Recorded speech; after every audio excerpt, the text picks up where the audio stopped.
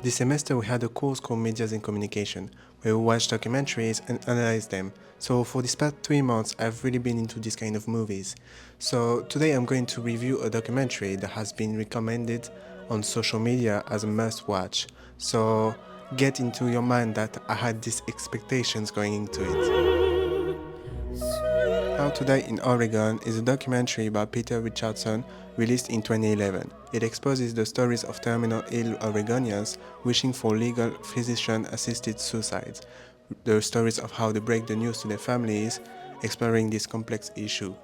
The history behind this movie is the enactment of the Death in Dignity Act in Oregon in 1997, meaning that terminally sick individuals can choose to end their lives with the prescriptions of medications.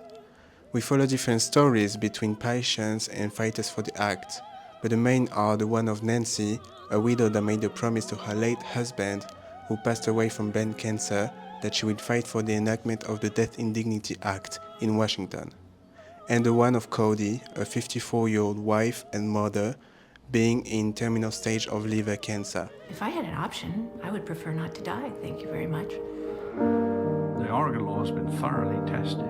Now it's time to get it going in other states. And I just think a society has to be asked, is this what we really want? My husband did not feel that any government or any religious leader had the right to tell him how long he had to suffer. I understand there's a kind of dignity in suffering, but there's a certain grace in accepting the inevitable. I can't do anymore. I think all of us would like to have some options of how we'd take control of our life at the end. For me, the topic is very original. It's giving the voice to ill people, sharing their last moments and how they prepare.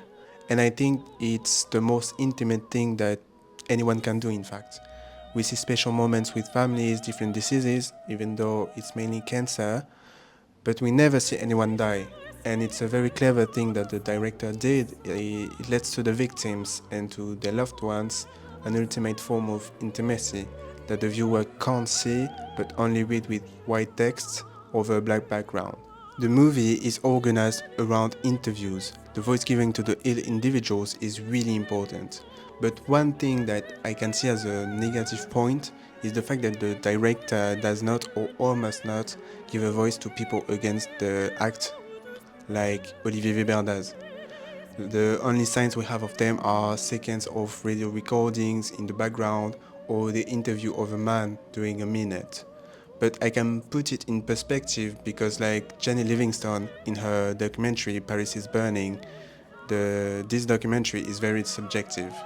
And I think that having this one voice makes a moving statement for the enactment of death in dignity in all the states. Talking about moving, I felt really sad watching this movie. I cried a lot, in fact, and talking about it right now makes me want to cry again. But other than sadness, there's a whole feeling of gratitude in the movie.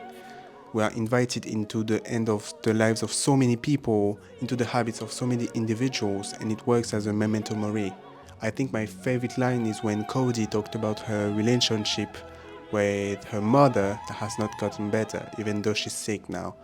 Just because you're gonna die doesn't mean that you've resolved everything in your life. How to Die in Oregon is a really moving documentary, and I understand now why everybody has been praising it as a must-watch, and I agree. In the documentary, we know that they are going to die. They are literally in a terminal stage of a disease. But at the end, were we really prepared to see them die? And that's what the movie is picturing. This is the feeling of every patient. When we know we are going to die, how prepared can we be to just be gone? I give this movie 5 stars out of 5. Thank you for watching.